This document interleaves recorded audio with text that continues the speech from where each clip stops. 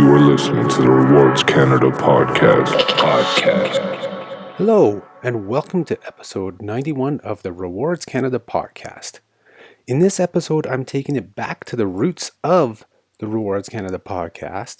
So if you've been a faithful listener right from the start, or have gone back to listen to the early episodes, you'll know that when we launched it in 2016, we would cover a little bit of everything in an episode. Loyalty program and credit card news, bonuses, and other topics that were of note for the past few weeks or so. And that's what we used to cover in a lot of the episodes. And so I'm taking it back with this one. We're going to do that again, and I hope to do more episodes like this, but intertwined with more of the in-depth coverage episodes that the podcast has followed over the past couple of years. I'm going to try to give all of it to our listeners. You'll basically get the best of both worlds. With that said, let's get on with this episode of deals, movers and shakers, and some tips for you. As always, you'll find links to all of the offers and articles on our podcast page at rewardscanada.ca/podcast and in our YouTube video description. We'll start off with the latest, most notable deals that are available to Canadians in the world of loyalty and credit cards and even travel. These are typically bonus miles or points offers, but they may also include travel deals and such. For this episode, where we return to our roots, it's a trio of bonus offers. The first bonus we'll look at that we're going to start off with is the RBC Avion Visa Infinite Card and the other RBC Avion cards that have their new best ever welcome bonus offer out. Right now you can earn up to 55,000 points when you apply for this card and are approved for it. You'll get 35,000 points on approval, like right away, like even before you typically receive the card in the mail, you'll have 35,000 points posted to your account. That's like the easiest bonus to earn out there. But what they've done is sweeten that offer that they've had for a while, this 35,000 points, with another 20,000 when you spend 5,000 over 6 months. So overall, this is a very easy bonus to achieve. I mean, $5,000 over 6 months isn't difficult, especially for the target market for this card, where you do have to have a bit of a higher income requirement. And so spending a little under $1,000 a month should be no problem to earn you those 20,000 points. I know if you've been a fan of Rewards Canada, been part of our community for a couple of years, you know that they come down hard on RBC for their Avion award chart and the huge amount of data they spend required to actually be rewarded with it. But I'm ignoring that in this case, since the big bonus on its own, with that $5,000 in spending, gives you 60,000 points, which provides a lot of great redemption options without having to spend even more on the card. This really is a case of getting a card strictly for the welcome bonus. Once you're done with that $5,000 of spending, you'll have enough points for a variety of redemption options via the Avion air travel redemption schedule, aka their reward chart. Flights within North America, short haul flights, you name it, lots of different options. You can also redeem those 60,000 points to any travel booked via RBC Rewards and simply take $600 off the price, because 60,000 points is worth $600 when you do that. Method of redemption, you can also choose to convert them to British Airways Executive Club and have more than enough Avios for 2 round-trip economy class tickets from Toronto to Dublin. That's an example we use a lot. Of course, if you hold out for the bonus that they offer, usually once, sometimes twice per year, when you convert RBC Rewards points to British Airways Executive Club, you'll get even more Avios for those 60,000 points. Those 60,000 are also worth 600 WestJet dollars, and sometimes there's a 10% bonus on converting those as well. So that's a pretty decent WestJet bonus as well. And there are even enough points for a round-trip ticket to Hong Kong on Cathay Pacific out of Vancouver if you convert them to Asia Miles. So you have lots of options here, and this is really, like I said, an offer you check out or want to get strictly for that sign-up bonus. It's in place till September 16th, but it doesn't hurt to get the card sooner, just in case the offer is pulled early. It's rare, but it's happened before, and the last time, if I recall correctly, it was RBC who pulled one of their offers off of one of their cards sooner than advertised. So that's just something to be aware of. But yeah, so that's the first bonus we're looking at, is this best ever bonus on the RBC Avion cards. Namely, the primary one is the RBC Avion Visa Infinite Card, 55,000 bonus points with only $5,000 spend over the course of 6 months. Really good bonus. The next bonus we're going to look at is one for stimulating demand on a new route. And in fact, it's one of the only flight bonuses available right now out of Canada. There's a few out there, but nothing major. So this one kind of gets the highlight. And that bonus is for Air France, KLM's Flying Blue program. And it's a pretty simple one. They're offering triple miles if you fly on the new Air France flight out of Quebec City to Paris. But then any Air France or KLM connecting flight that you take out of Paris will also earn the triple miles. So you can earn miles Quebec City to Paris, Quebec City to Rome, as long as you're connecting through Paris, and so on and so forth. You can earn 3 times Flying Blue miles. To take advantage of this offer, you simply need to book your flight by June 24th for travel until August 24th of 2022. No registration is required. Just make sure your Flying Blue number is on your reservation.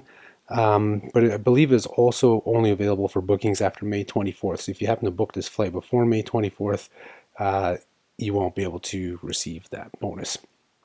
The third and final bonus we'll look at in this episode is Best Western's Summer 2022 promotion. They are offering a free award night when you stay just 2 nights at any of their hotels in Canada, the US, and the Caribbean. Those 2 nights can be part of one stay or multiple stays, doesn't really matter. As soon as you complete 2 nights, you get this free night award. But we do have to say, while the free night award may seem like a good offer and very easy to get, you'll want to note that they have somewhat even more restrictive terms around their award night this time. Typically they have some restrictions, but this time it's even more restrictive. And this has always been the case with BW. Their award nights expire, like they only last for roughly about 6 months. And in this case, for this promotion, once you get the award night added to your account, you have to use it by February 16th, 2023. What's made it even more restrictive this time, however, is that the free night can only be used on Sunday to Thursday nights. You cannot use them on Friday, Saturday nights. So that weekend staycation option that people have used in the past when they get these free night awards, because they do expire, so people kind of scramble to use them up, and a lot of times it ends up being in your hometown where you live, and you just want to end up using it. So you go on a Friday, Saturday night, take the kids to a Best Western that has a water slide and something like that. So that weekend staycation option is for the family is out of the window. You can't do that this time, since you can only use it for Sunday to Thursday nights. Not saying you can't use a staycation on the Sunday to Thursday, but if the kids are in school, you have to go to work, it makes it a little more difficult. Best Western is well known, or should I say, even should I use the word notorious, for these offers that generally give them a lot of breakage and doesn't end up costing them as much or too much revenue, because a lot of these things go unused. It's even happened to myself in the past with those $20 gift cards that they give out as bonuses, and that you have to use them within 3 to 6 months depending on the Best Western promotion. And sadly, this is the case again with this offer. This free night award looks appealing and can be, however, you can only get one, and they're only good for Sunday to Thursday nights, and you have to use them within about 6 months. So just be aware of all those restrictions to it. The good news is that once you complete those 2 nights, though, however, you should get an email from Best Western allowing you to register for an additional part of this promotion, and that is to earn double points on all stays during the promotional period after those first 2 nights. So that's actually a pretty decent deal, because those points never expire, and you can keep adding them up and use them towards something else without those restrictive restrictions that they put onto the free night awards. So there is a little bit of solace in this promo. And that's the bonus offer section, and now we'll move on to movers and shakers. That is noteworthy news in the loyalty, credit card, and travel space. This episode, we have 2 pieces of news for you. First off, we'll start off with RBC again. They made a positive move with the RBC Rewards program for those who hold an Avion card. So if you want to get that one for 55,000 points, now's kind of the way to do it, or now's the time to get it because of this news. And what they have done is introduced one-way reward flights. So now you can redeem Avion points via their chart for one-way flights. Before, for the last, dozen or even more years, you've had to redeem for round-trip flights. So these one-way flights work just like the round-trip rewards that everyone has been accustomed to, except you only have to redeem half the amount of points to get a one-way flight. The maximum ticket amount for each section, so like a short-haul flight to a neighboring province or state, longer haul within North America, and then to Hawaii, the different sections that they have the reward chart, the maximum ticket amount for those tickets that you can redeem points for is also exactly half the amount of the round trip value. This new one-way award option from RBC is a great addition to the program, whether it is for positioning flights for points and miles enthusiasts getting ready to embark on a first-class journey out of another city, or maybe a student going off to college on the other end of the country who doesn't know when they'll come back home, and you only want to book a one-way and then 6 months later book a one-way back. Or perhaps maybe you're someone looking to make a multiple leg journey that may involve different cities. So having these one-way flight options is key, and a lot of programs allow these. Aeroplan does, Air Miles does, the other credit card proprietary programs that just let you redeem points against a charge. You can go out and buy a one-way ticket with Air Canada and then redeem points against it. So this makes the RBC Avion chart a little more competitive, and I guess a better comparison towards the other programs by having these options. And this is especially fitting with this new welcome bonus because you're going to have 60,000 points after spending that $5,000. You can net yourself quite a few one-way flights. After that, however, I will have to come down hard on RBC. I always have for the last couple of years. As even though these one-way flights are half the points, it still will take a hefty amount of spending on any of the Avion cards to be able to even reach these one-way rewards.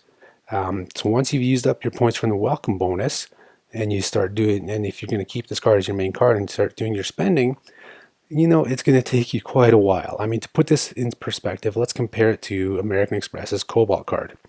With RBC, you have to spend, say, $14,000 to $17,500 to have enough points for a one-way long-haul flight in North America. Whereas with the Cobalt Card, they don't give you one-way options, but you can achieve that round-trip flight, the same one, for as little as $8,000 in spending.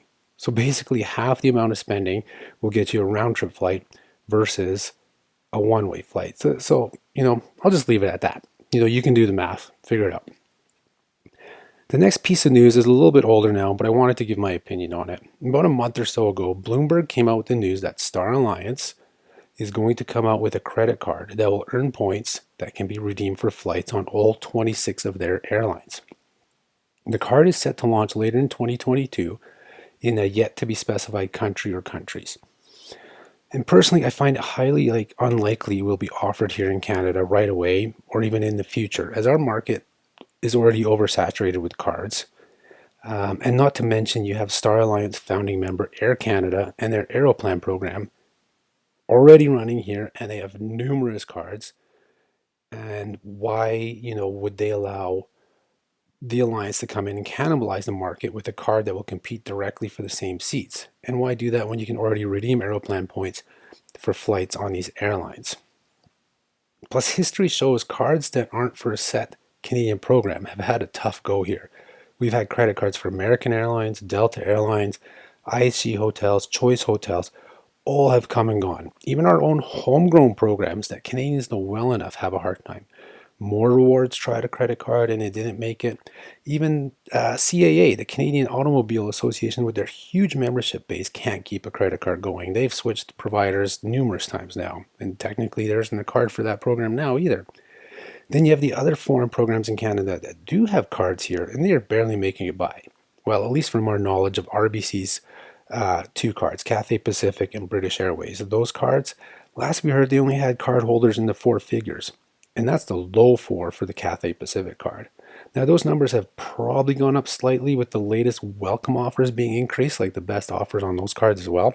But I don't see those numbers growing significantly. And that is why I don't think we'll see a Star Alliance card come to Canada. I feel like the card will be released in a big market like the US, although you already have multiple airline cards from the Star Alliance there, from United, Air Canada, Lufthansa. So even there, it may not happen. So I think it's going to be even more likely in markets where Star Alliance doesn't have a home airline. The UK is one country that stands out. The UK blog Head for Points made a really strong case to have the card being offered there, since Star Alliance has a lot of flights there, but there isn't a UK-based Star Alliance airline ever since BMI went under many, many moons ago. And I believe They no longer have a Lufthansa Miles and More card there either. They used to have one, but I believe it's gone. You can correct me if I'm wrong, but I think that's the case. So, you have the UK where there's a lot of Star Alliance flights, but not a Star Alliance based airline, nor a credit card for it. So it would make sense in a country like that. And I feel the same could be said for France, Australia, and several other countries. I guess only time will tell as to where the card will be released, however. Now, on to the final part of this episode, and that is tips and tricks. For this episode, my tip is going to go back to a card we mentioned earlier in this episode against the RBC Avion card, and that's the American Express Cobalt Card. And that is to check out our Cobalt Card confirmed multiplier locations. This is an invaluable resource that you, the Rewards Canada community, has helped build. It lists merchants from across the world where our readers and listeners have confirmed earning 5 times points, 2 times points, or 1 times points on their Cobalt cards. It's a good reference for all types of merchants, from small town Saskatchewan, Iqaluit, Yellowknife, all the way to the big cities of Toronto and Vancouver. There's also a healthy listing of US locations, as well as locations from Europe, Asia, the Middle East, and more. If you want to know if a retailer takes the card and what multiple you can earn at them, be sure to check it out. And speaking of small town Saskatchewan, one additional tip I can give you, which we have covered previously when discussing Cobalt multipliers, is getting gas at grocery store gas stations. For example, the small Saskatchewan town I was at just recently saw me earn 5 times points at the Co-op gas station when I bought gas there, despite it being a block or two away from the actual Co-op grocery store. It simply falls under the same merchant account as the grocery store, so you earn the 5 times points instead of 2 times points. I know this also works at some Safeway gas stations and even some convenience store gas stations, namely if you don't use pay at the pump and you pay in the store at the convenience stores. That seems to work more. And finally, I want to say to a lot of the naysayers or people who comment about Amex isn't accepted in so many places, maybe you guys aren't trying hard enough. Yeah, there are places that won't take it. Acceptance is lower than Visa and MasterCard. But in that small Saskatchewan town of about 1,300 people, I was able to use my Cobalt card for groceries, gas, and all of the restaurants we ate at. So it was actually a 5 times points earning bonanza. So maybe you just need to try a little harder and you'll reap the rewards of a card like the Cobalt card. And that is your tip for this episode of the Rewards Canada podcast. Well, that's all she wrote. Thank you for tuning in to the Rewards Canada podcast.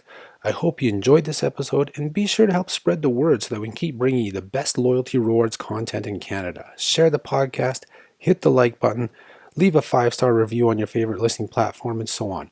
Have yourselves a great day, and I'll talk to you next time.